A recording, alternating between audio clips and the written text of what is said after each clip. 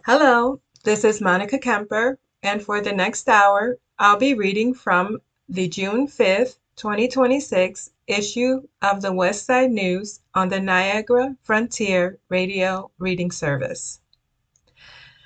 Spencerport residents receiving corrected tax bills. Corrected 2026 through 2027 village tax bills were mailed to Spencerport residents on June 1st, 2026. Those who received a bill reading 2025 through 2026 tax bill should disregard it. If you have any questions, please contact the village office at 585-352-4771.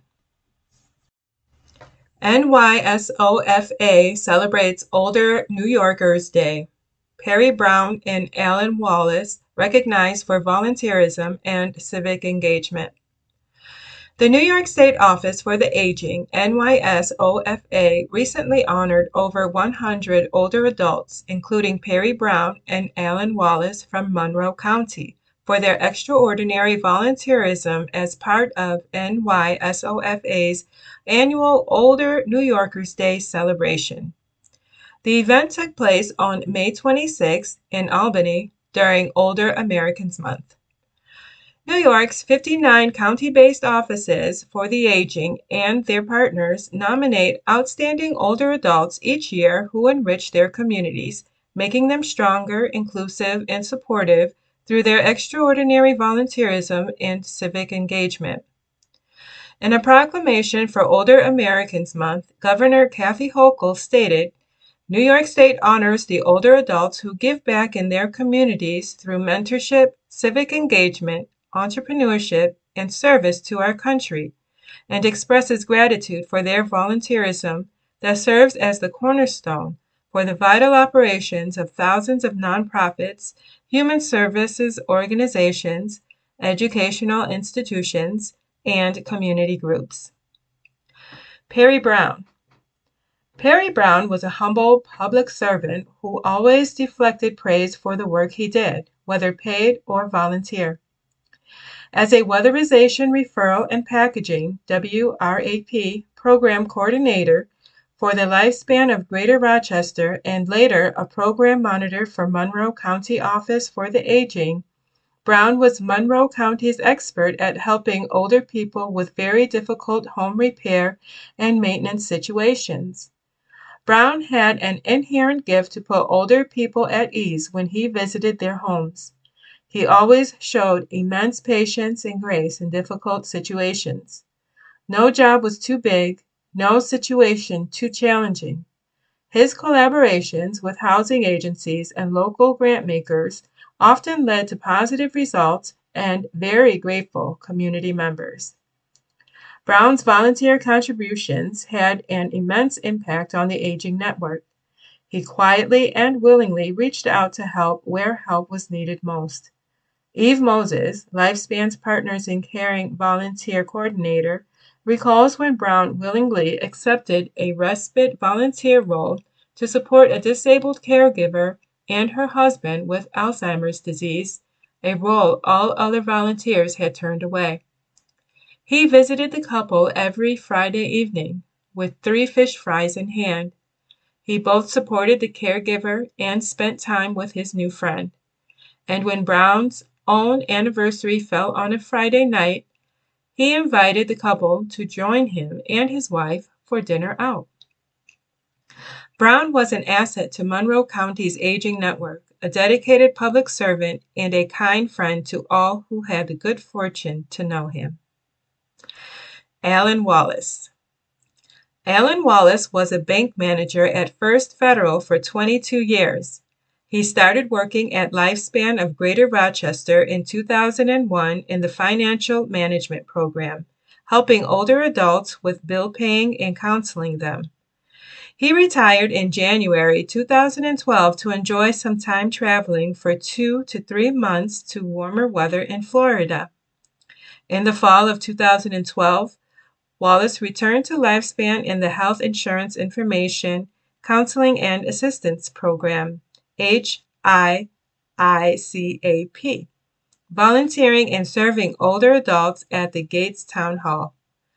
He counseled them on Medicare, various Advantage plans, the Medicare Savings Program, and assisted individuals by providing information to sign up for coverage.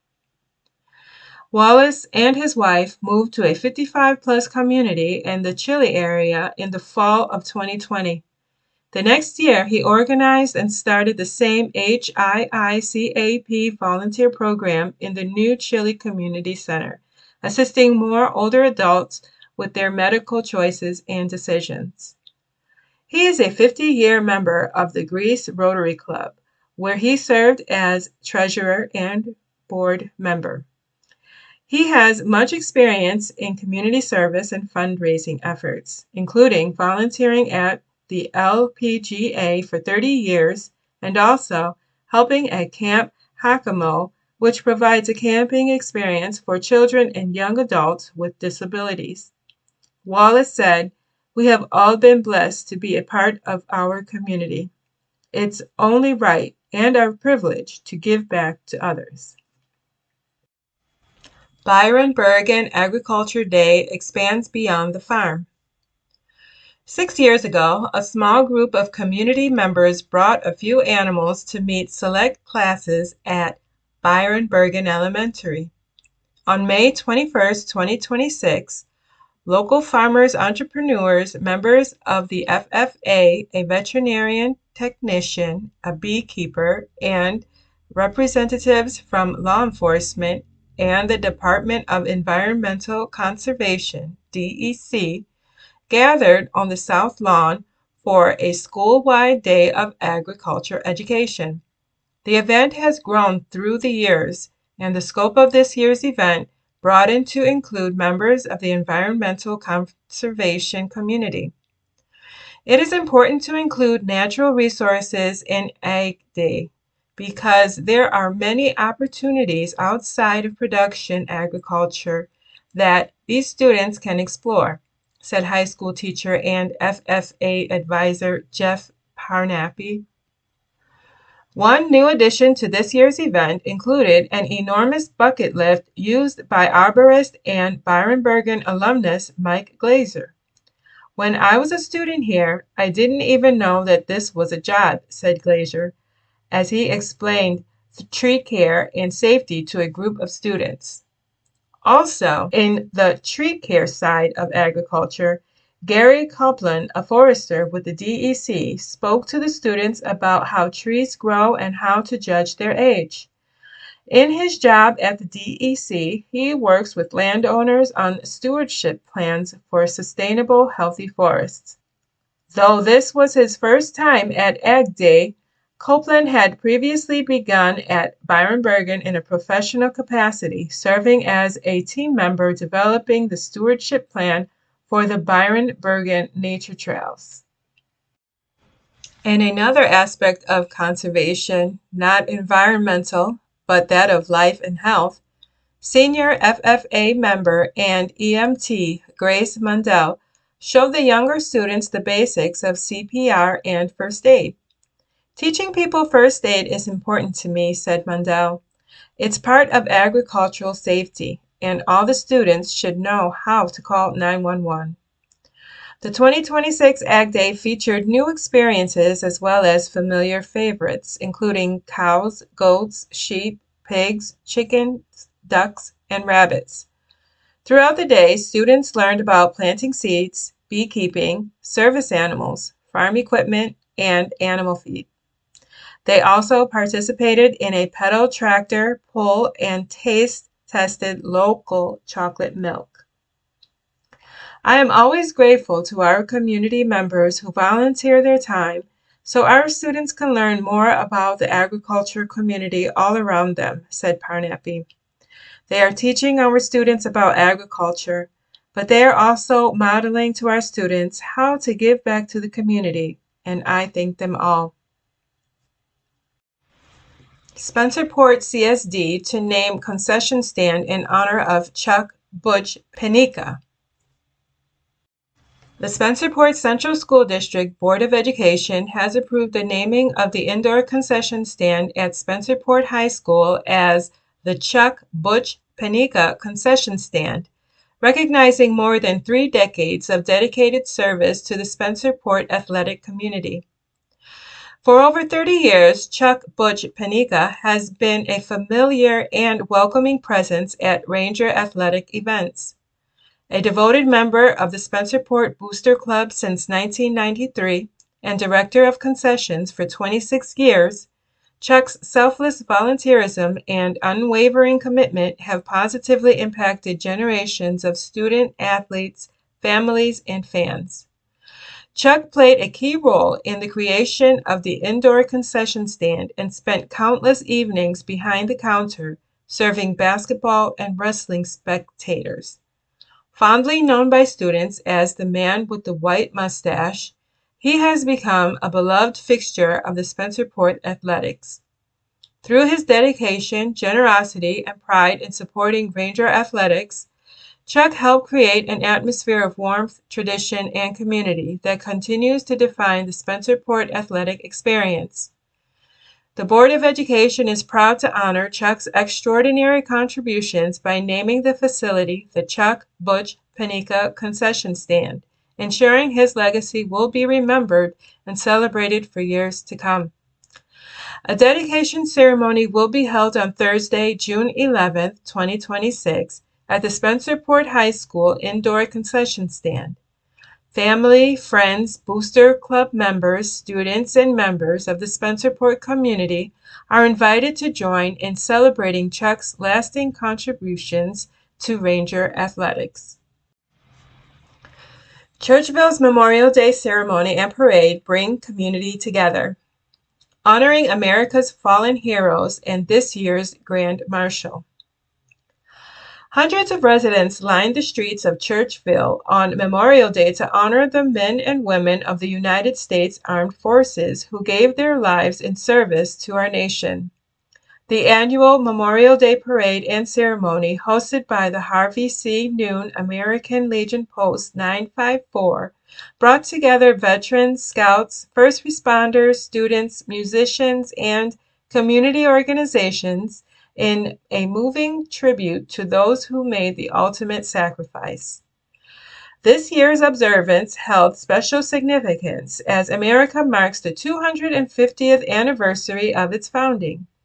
Throughout the ceremony, the main speaker reflected on the sacrifices made by generations of Americans who have defended the freedoms we enjoy today. A particularly emotional moment came during the recognition of longtime American Legion member and community leader Joe Osowski. For many years, Osowski has been the principal organizer of Churchville's Memorial Day Parade and one of the driving forces behind preserving this important tradition. Currently battling stage 4 cancer and receiving hospice care, Joe was this year's Grand Marshal and was recognized for his extraordinary dedication to veterans, the American Legion, and the Churchville community. In his remarks, Post Commander Colonel retired Kenneth G. Jurgens spoke of Joe's years of selfless service and leadership, noting that countless Memorial Day observances have been made possible through his hard work and commitment. The recognition was met with heartfelt appreciation from parade participants and spectators alike, many of whom have benefited from Joe's tireless efforts over the years. The ceremony also highlighted the service of Scouts from Troop 133. On the Sunday before Memorial Day, troop members placed American flags on the graves of veterans throughout local cemeteries, ensuring that those who served their country would be remembered and honored. Their efforts continue a long-standing tradition of respect and remembrance that helps connect younger generations with the sacrifices of America's veterans. The parade featured strong participation from across the community. Members of the Churchville Fire Department proudly marched in the parade, accompanied by several of the department's fire apparatus. Following the parade, firefighters joined veterans, scouts, and residents at the Civil War Monument at Churchville Cemetery for the community's traditional memorial service. Also participating was the Boys State Representative Caleb Parson, who joined the parade and ceremony as part of the American Legion's ongoing commitment to developing future leaders and promoting responsible citizenship among young Americans. Musical tributes played a significant role throughout the observance. The Churchville Chili High School Band, under the direction of Allison Chipman, provided patriotic music that added dignity and pride to the event. The solemn notes of taps performed by two student buglers served as a powerful reminder of the sacrifices made by America's fallen service members. The parade was further enhanced by the participation of the Gates Police Keystone Bagpipers, whose stirring music has become a cherished part of many veterans events and memorial ceremonies throughout the region. The Harvey C. Noon American Legion Post 954 also expressed its sincere appreciation to Dave Gleason and Jim Barnard for generously providing classic vehicles and serving as drivers for the parade's VIP guests. Their support helped make the event especially memorable for honorees and participants. As the community gathered at the cemetery and the Civil War Monument, veterans and residents reflected on the true meaning of Memorial Day, not as the unofficial beginning of summer, but as a day dedicated to remembering those who gave everything in service to their country. The Harvey C. Noon American Legion Post 954 extends its gratitude to all participants, volunteers, organizations, and residents who helped make this year's Memorial Day observance a meaningful and successful tribute to America's fallen heroes. You are listening to a reading of articles and features from the Westside News on the Niagara Frontier Radio Reading Service. Brockport earns multiple Section 5 titles. McJury named Most Outstanding Track Athlete. Brockport Track and Field celebrated multiple Section 5 champions at the Class B1 Championships, highlighted by an outstanding performance from Molly McJury. McJury was named the Class B1 Most Outstanding Track Athlete after scoring 32 points and winning both the girls' 100-meter dash in 12.45 seconds and the girls' 400-meter dash in 59.05 seconds. Brockport athletes earned Section 5 championships in the following events. Molly McJury, girls' 100-meter dash, 12.45 seconds, and girls' 400-meter dash, 59.05 seconds. Mia Rugari, girls' 800-meter run, 2 minutes, 27.29 seconds. Tyler Harris, girls' high jump, 4 feet, 11 inches. Cash Rosado, boys' 400-meter hurdles, 58.98 seconds. Girls, 4 times 400-meter relay, Ella Pence, Bria DeCoste, Sophia Barbell, and Isabella Monat, 4 minutes, 17.45 seconds. Girls, 4 times 800-meter relay, Ella Pence, Bria DeCoste, Ava Ingraham, and Mia Rugari, 10 minutes, 4.82 seconds. Jazzercise Brockport recognized for food donation, currently hosting another food drive. In April, Brockport Ecumenical Food Shelf presented Jazzercise Brockport with a certificate in recognition of its efforts fighting food insecurity in the area. Jazzercise Brockport held a food drive and collected 422 pounds of food, which the food shelf says has been instrumental in supporting its mission and the Brockport community. Jazzercise Brockport is hosting another food drive during the first 2 weeks of June. They would like to help fill the shelves for families struggling to put food on the table, especially with the children home for summer recess. Parma, Greece UCC opening thrift store, now accepting donations. The Parma, Greece United Church of Christ, located at 1211 Manitou Road at the Latta Road intersection, is opening a thrift store to offer gently used items for sale to the community. The store will be located in the church's education wing, accessible via the rear entrance. The church is currently accepting donations of household items and decor, holiday decor, small appliances, small furniture items, books, games, toys, and tools.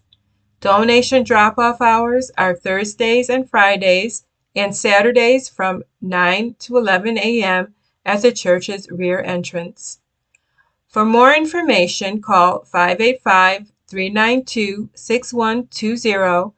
Visit the church's website at parmagreeceucc.org or the church's Facebook page, Parma Greece UCC. 2026 Hilton Citizen of the Year, Nancy Wellehen-Lepore. Nancy Wellehen-Lepore was named the 2026 Hilton Citizen of the Year, recognizing her decades of service, leadership, and unwavering dedication to preserving the shared history of Hilton and Parma. Nancy has been a central figure in organizing and advancing local historical preservation efforts for future generations. As Secretary of the Parma Hilton Historical Society, she has played a vital role in safeguarding the stories, artifacts, and traditions that define the region and connect its past to its present.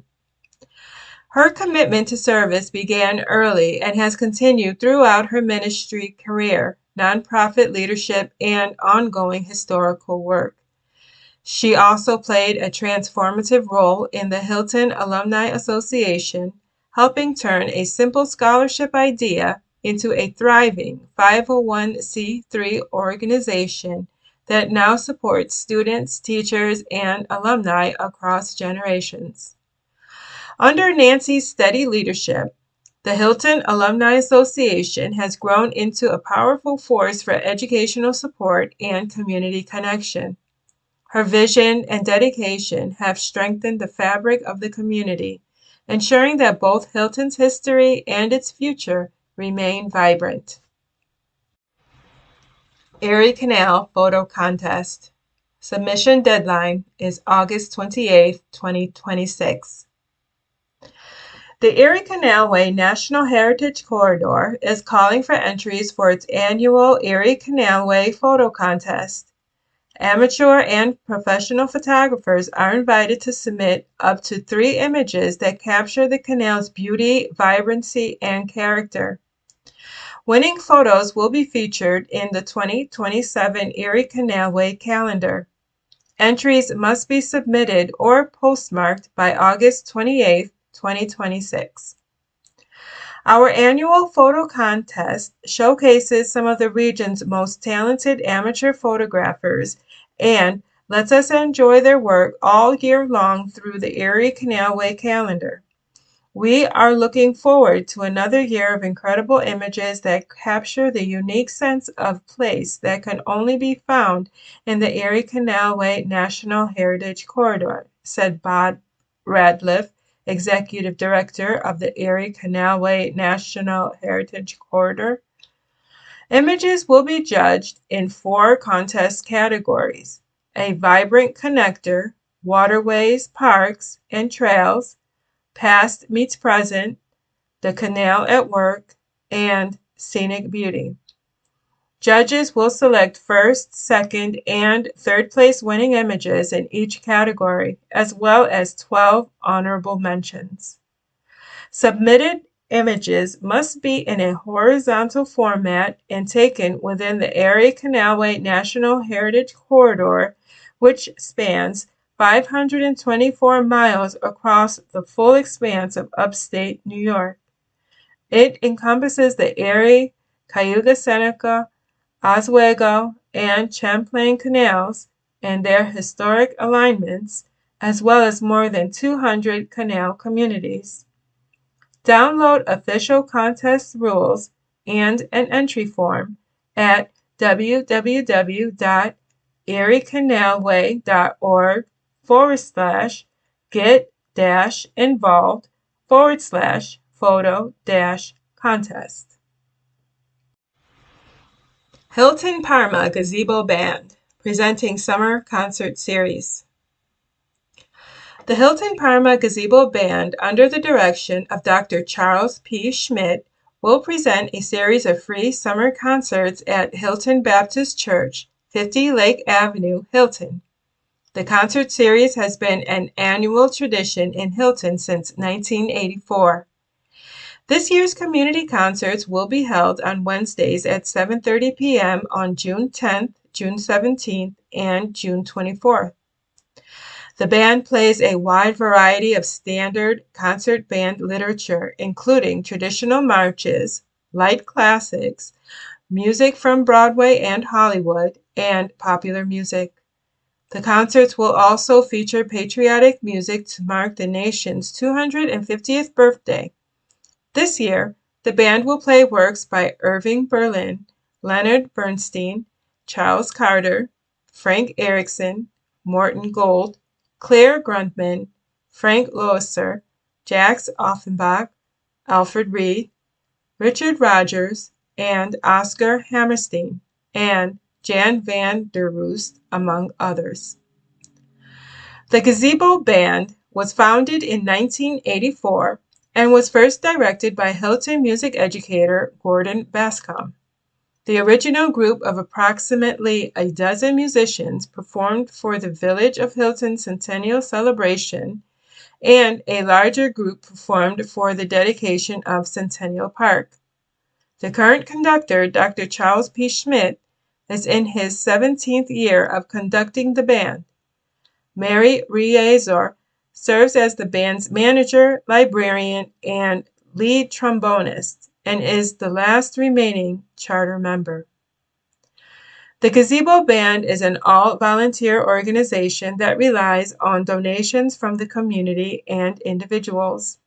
The band is comprised of dedicated musicians from Monroe and Wayne counties. From its beginning, the band's purpose has been to give area adult musicians a place to enjoy their musical gifts and to share them with the community. Chile Lions hosts environmental presentation. The Lions Club of Chile recently hosted its last environmental event of the Lions season with guest speaker Master Gardener John from the Cornell Cooperative Extension. He spoke about the annual decline in monarch butterfly populations due to global warming, pollution, and fewer native plants for them to thrive on. He also made recommendations on how we as humans can help the population grow. To learn more about Cornell Cooperative Extension's Master Gardener program, visit http://monroe.cce.cornell.edu/master gardeners. The club also recently welcomed two new members, Lion Rich and Lion Tracy. After attending one of the club's previous environmental presentations, they were inspired to join to explore the new volunteer opportunities and support the community. Rich and Tracy were sponsored by Lion Marketing Chair Christina Candelaria. Lion Membership Chair Mike Donner performed the inductions. The Lions Club is grateful for the community's continued support and is already gearing up for next season with many exciting and informative presentations to come. You are listening to a reading of articles and features from the Westside News on the Niagara Frontier Radio Reading Service. Local amateur radio enthusiasts to gather. Hamfest is June 20th at Barnard Fire Field. The Rochester Amateur Radio Association, RARA, will hold its 93rd Amateur Radio Festival on Saturday, June 20th, 2026. This one-day event will be held at the Barnard Fire Field, 410 Maiden Lane, Rochester. The Hamfest is an opportunity for the general public to learn about the amateur radio hobby and for amateur radio enthusiasts to buy and sell equipment as well as to socialize with other hams. The festival will feature technical presentations on a variety of amateur radio topics of interest to both beginners and experienced hams. Food and coffee will also be available. The Hamfest will also include a flea market where individuals can sell radio equipment and other electronics. The festival will feature free amateur radio license testing and a raffle, with the grand prize being an ICOM IC 7300 MK2 100-watt HF transceiver. The festival grounds open to flea market vendors at 7 a.m. and to the public at 8 a.m. Admission is $10 per person, with free admission provided to students under 18 or with a college ID, festival volunteers, and RARA club members. There is an additional $5 charge to sell items in the flea market. Free overnight RV parking will also be available. Amateur radio has proven time and time again to be a dependable communication method when cellular phones, landlines, and other communications fail. This was demonstrated this past winter when a historic blizzard brought record snowfalls to southeastern New England. Throughout the storm, radio amateurs assisted the National Weather Service in tracking snowfall amounts and other condition reports across the region. Hams also provided auxiliary communications for local governments and storm shelters. Amateur radio also provides opportunities for hobbyists to experiment with satellite communication, portable operation, voice and digital wireless communication, and to give back to the community by providing communication support for local charity events.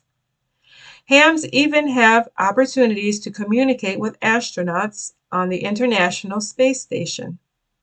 For more information, visit www.rochesterham.org/hamfest.htm.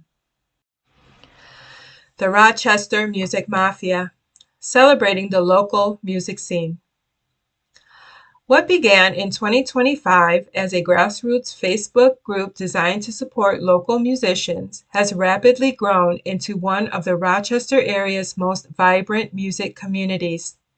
Its founder, Dom Genova, is the current host of the popular radio show and podcast, The No Nonsense Roundtable, a weekly show heard on Rochester's WYSL 1040.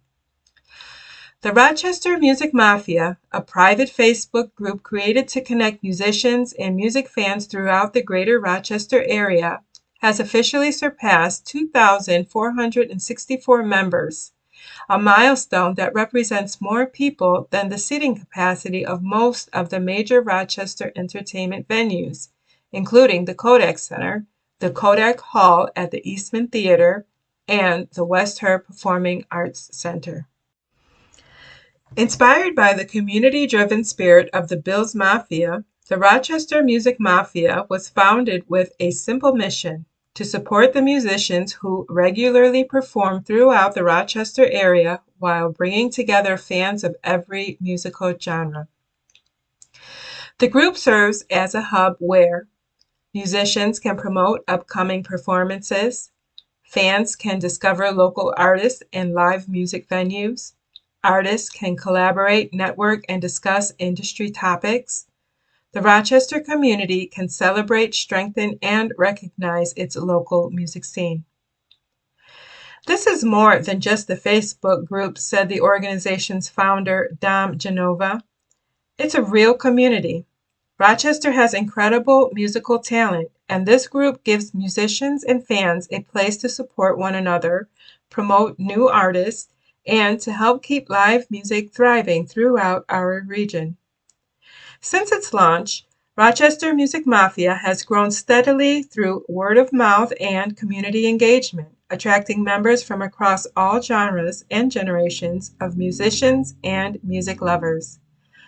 The long-term vision for Rochester Music Mafia is to continue building a positive and supportive network that serves both performers and the broader Rochester community, whether formally recognized or simply united by a shared love of local music.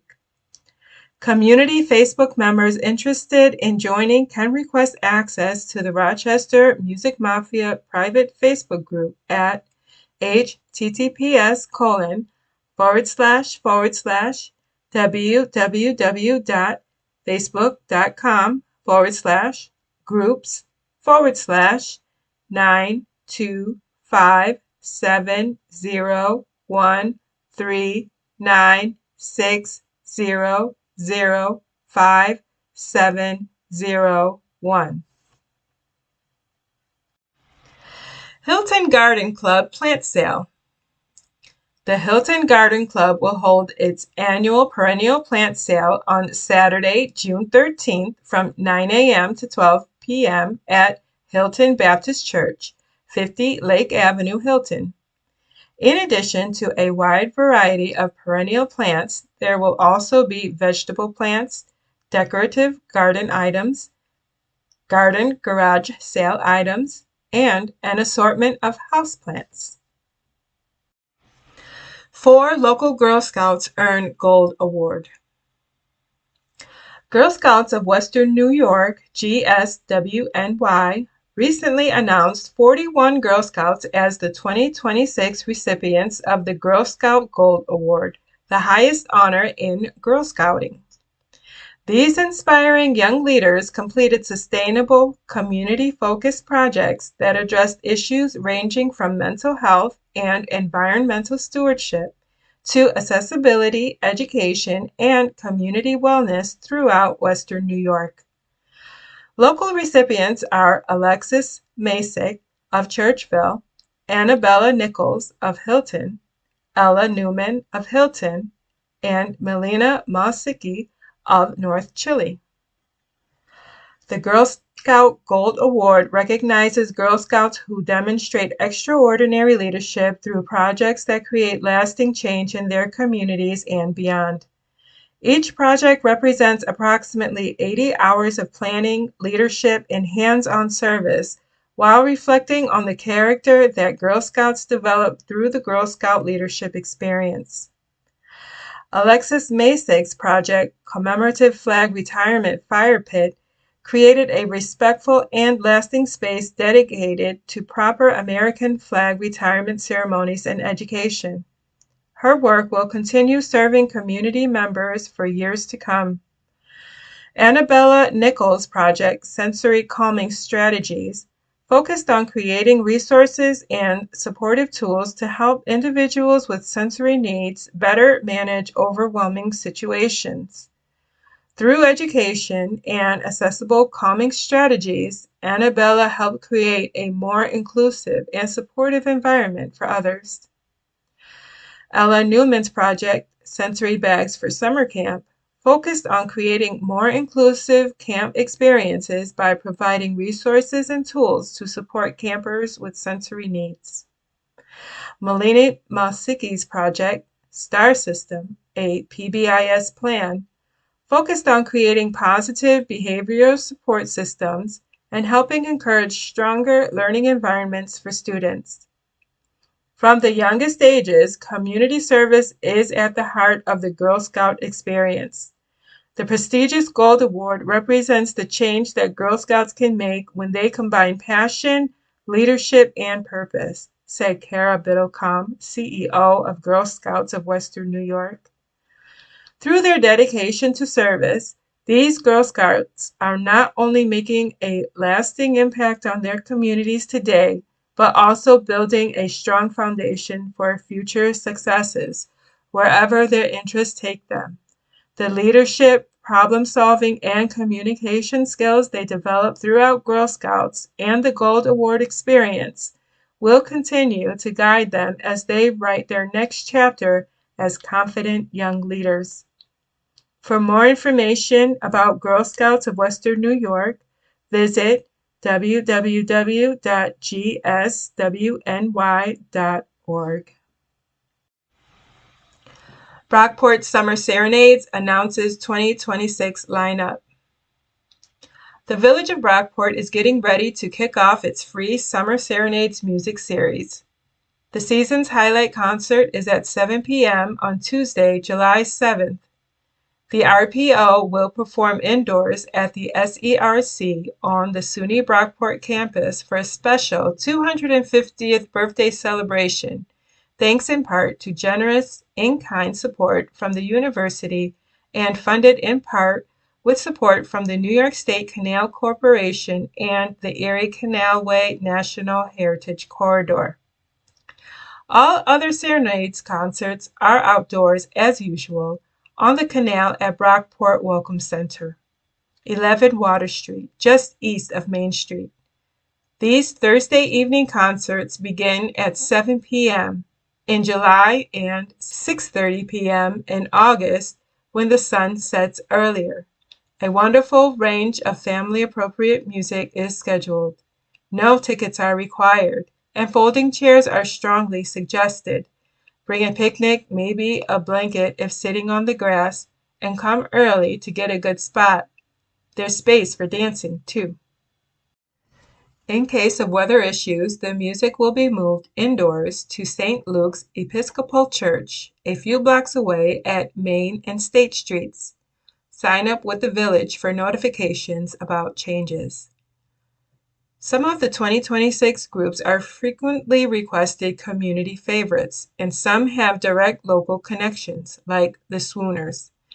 A new addition is Brockport's Joey Stampine, with his big band composed of stellar young musicians.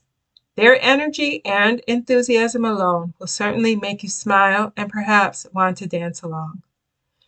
The season's lineup includes July 7th, RPO at the SERC. July 16th, Big Mike and the Motivators. July 23rd, Joey Stampine Big Band. July 30th, Feedback. August 6th, The Swooners. August 13th, Waiting for Jacob. August 20th, Rochester Metropolitan Jazz Orchestra. Artist fees and advertising expenses are covered with the generous support of community members and local businesses. The series is produced with in-kind support from the Village of Brockport and by a small group of volunteers who believe passionately in the value of making quality music available to everyone.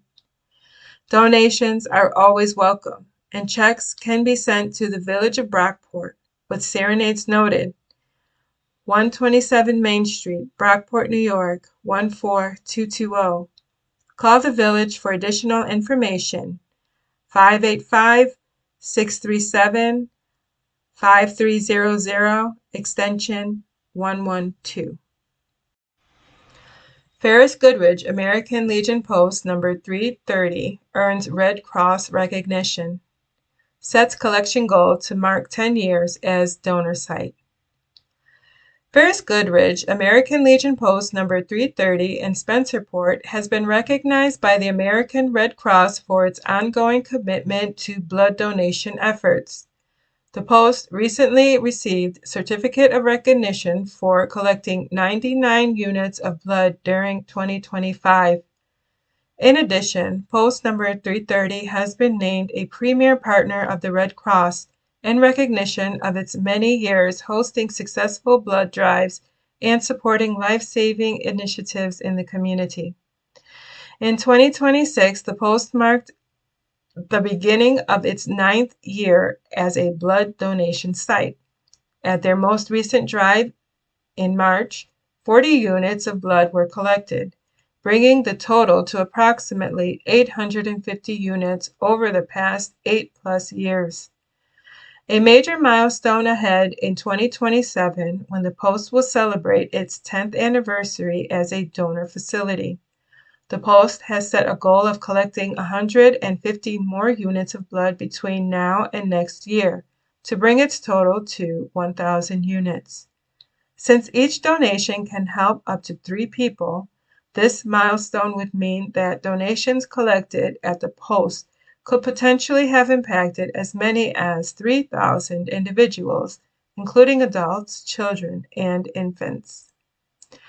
2 more blood drives are scheduled for 2026 on June 24th and October 28th. Community members are encouraged to participate and help the Post move closer to its goal. Appointments can be made online at redcrossblood.org or by calling 1-800-RED-CROSS. Walk-ins are also welcome.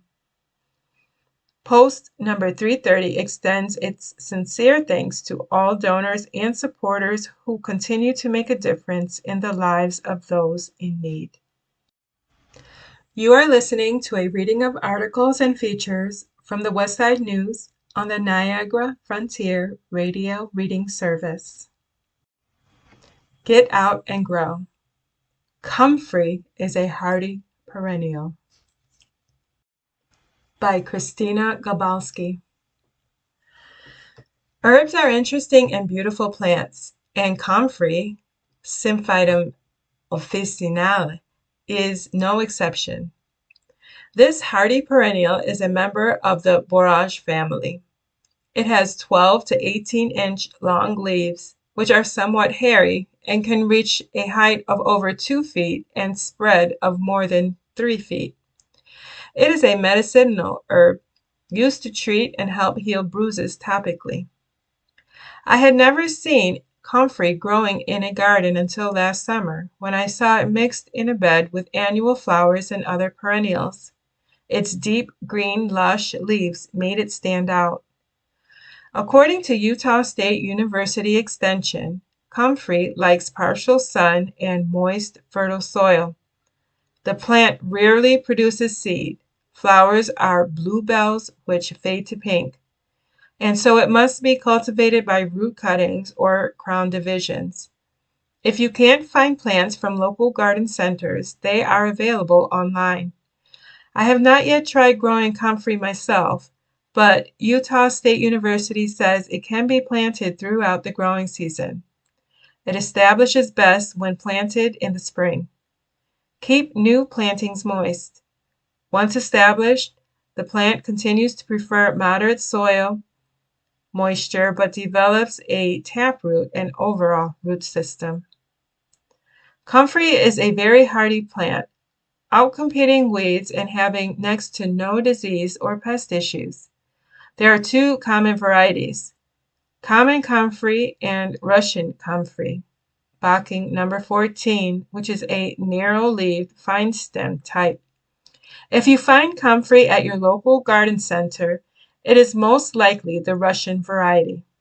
Comfrey is adaptable but grows best in moist, fertile soil rich in organic matter with a pH of 6.0 to 7.0. Utah State University says that if you fertilize with compost, apply no more than 1 inch of well-composted organic matter over the planting area. Once plants are established, water when the top 2 inches of the soil are noticeably dry. Comfrey does need adequate nitrogen and requires nitrogen fertilization throughout the year. Utah State University recommends using around 1 to 2 teaspoons, 21-0-0, per square foot per month. In researching this column, I found mixed opinions on how aggressive comfrey can be in the garden. Some sources said it is a hardy, well-behaved plant, while others said it can become invasive if not contained or controlled. If you plan to harvest comfrey for external use in poultices and compresses, wait until the second year after planting. You can harvest leaves every 2 weeks during the growing season by gathering a bunch and cutting 2 inches above the ground. To dry the leaves, lay them in a dry, open area for at least 3 days. The leaves have a high moisture content and can take longer than other herbs to dry. You can also consider freeze drying, which is the quickest and best way to maintain high quality. Comfrey is cold hardy to zone 4. Take note that comfrey contains toxic alkaloids, which, if ingested, can build up in the liver and cause permanent damage or even death in livestock and humans. External use only is recommended. Interestingly, because comfrey has a high content of potassium and nitrogen, it can be used in the garden as a fertilizer or mulch. You can even add it to your compost pile to help kick the decomposition process into action. CCCSD announces new staff appointments. Director of Fine Arts and Acting Director of Curriculum. 2 new staff members were appointed during the Churchville Chile Central School District Board of Education meeting on May 26. Danielle Rogers was selected as the new Director of Fine Arts and Rebecca Tibbetts as the new Acting Director of Curriculum, Assessments, and Professional Development.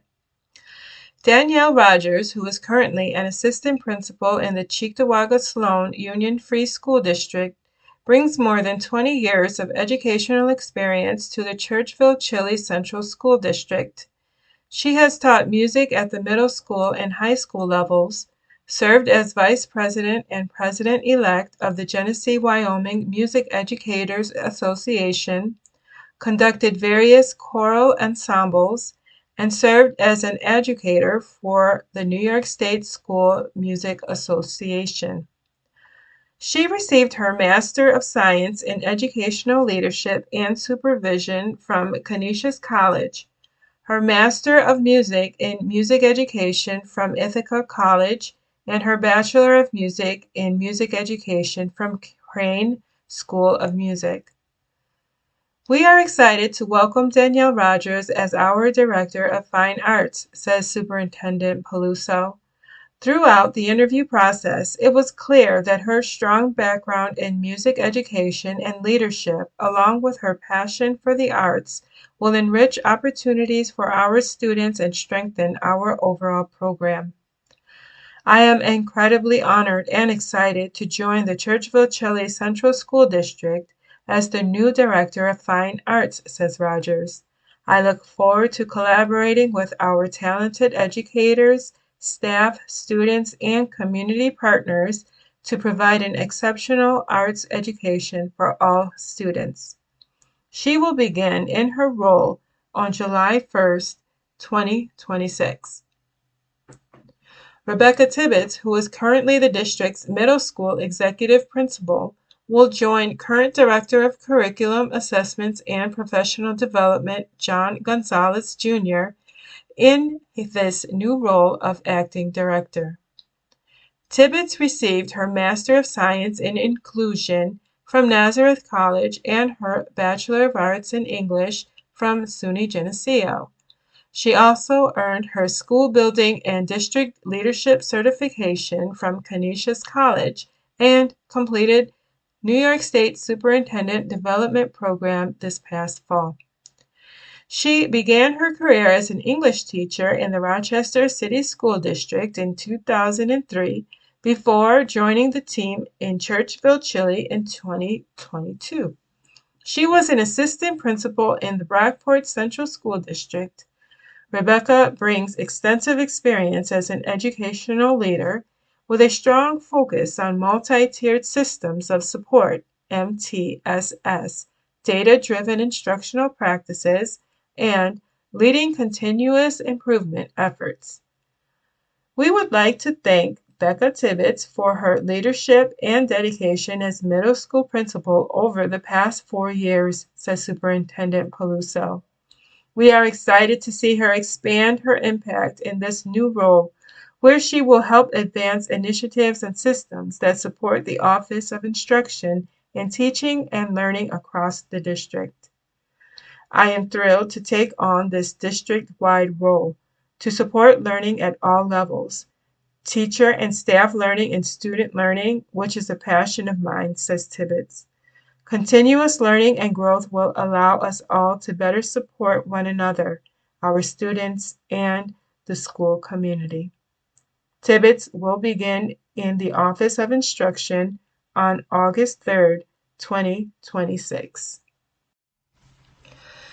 You've been listening to a reading of articles and features from the June 5th, 2026 issue of the Westside News.